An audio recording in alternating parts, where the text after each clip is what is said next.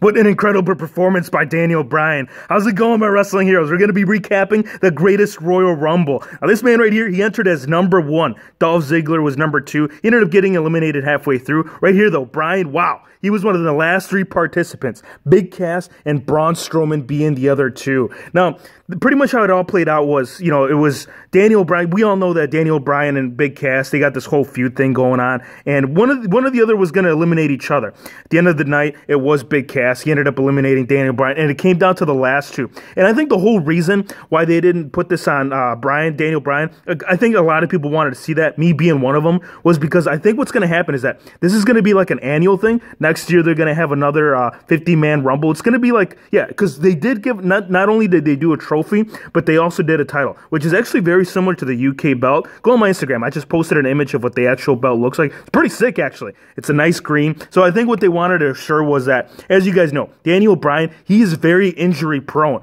So they wanted to make sure that whoever ended up capturing the belt was someone that's going to be able to compete on a regular basis. Big Cass, that was going to be my second guess, but, when it's down to him and the monster among men, it's only right. This guy is a beast. He had an incredible performance. The minute that this man came out, he eliminated a lot of the big guys that were in the ring at the time. There was actually some pretty good surprises from NXT, so Braun Strowman did capture this, and that belt, man, I can't believe, the fact that they're only doing this once a year, I feel like they spent more time on that belt than they have with, what was it, when they unveiled Universal. That's just my own thoughts. Go check it out, you guys. It's actually pretty creative. So Braun Strowman, he won the 30-man Royal Rumble. Now, the Cruiserweight title, and this is what I predicted in the predictions, was that I didn't see Kalisto, I didn't see him being quite ready for this. Cedric Alexander, not only does he have the agility that Kalisto does, but he also has the strength. Once you combine those two, once you put that formula together, that's tough to beat. Cedric Alexander did retain. Now, the U.S. title, this was okay. This really didn't stand out to me. I think we all knew that Jeff Hardy was going to go in there and retain the title. Jinder Mahal, like I said, he's been drafted over to Raw. So again, it would not make sense for them to put the U.S. title when the IC title is still over on Raw. Jeff Hardy did retain. Now, the Bludgeon Brothers, wow. Okay, for a minute there, I'm going to say that I did think that the Usos, they were actually going to pull out the upset.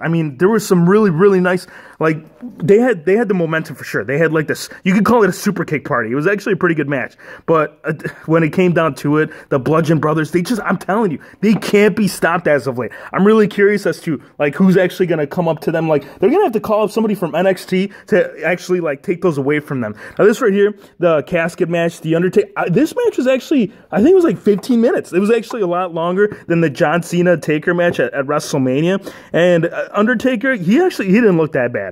You could tell he definitely had some ring rust, being there for well over 15 minutes. But this was inevitable, right? Not only did he get it, but, and I don't know if I'm going to be able to fit both of them, but he literally ended up bearing both, right?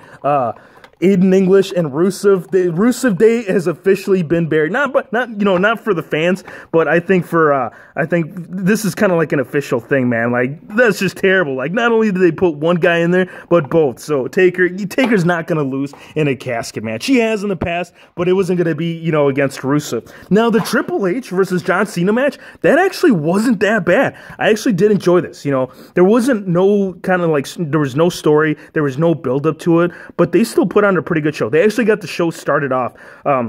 Was it them? I'm pretty sure it was them. And then, later on was the 205 Live. But this match was, I actually enjoyed it. John Cena, come on. They're not going to, if you guys saw, one thing I noticed from the crowd there was that there was a lot of kids there. And as you guys know, Cena he's the role model for, kids. And I think that's the reason why. But Cena for the win right there against Triple H.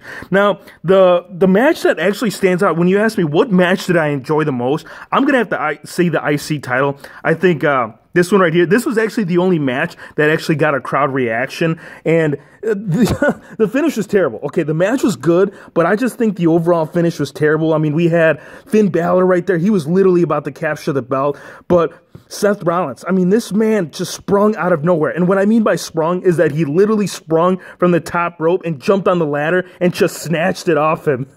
Oh, man, Balor was so disappointed. I'm telling you. I think had he brought that, what was it? I think he's worn the Spider-Man demon attire in the past. I think had he brought that to the pay-per-view, I think his Spidey sense would definitely kicked in and saw that coming. So, yes, Rollins, he retains his IC title.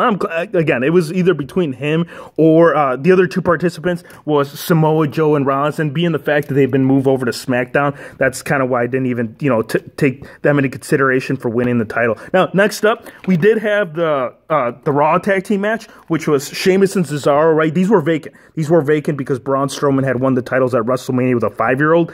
So, again, these guys, they've been moved over to SmackDown. It was only right that the Woken Warriors captured these titles. So this match was okay. Again, nothing grand stood out that just really says, man, this match was awesome.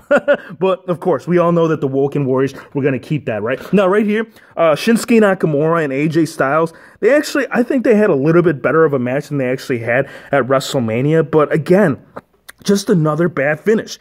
I mean, the match ended up ending in countout, so AJ did retain, and I think this is just a build-up to it. They're going to have another match again at Backlash, and it's going to be for the WWE title.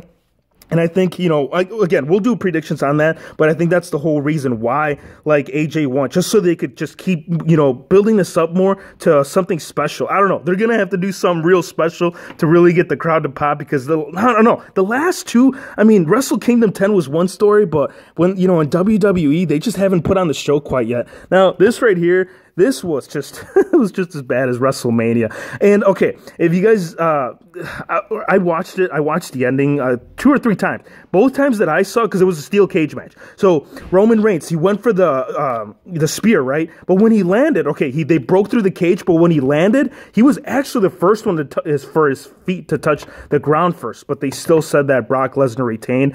And I don't know. I'm kind of worried that the whole reason why they did that was so they can do another match, so they can have it. And I think a lot of people are done with this. I think 95, maybe even 99% of you guys are done watching this Roman Reigns versus Brock. I know I am. And again, I think what's going to happen when they do the recap on Monday, they're going to see that Roman Reigns did actually touch, and then they'll have to have a whole meet. I really hope not. Drop it in the comment section, guys. I hope you guys enjoyed the video. Be sure to drop a like. Be sure to subscribe if you haven't, and we'll see you on the next one.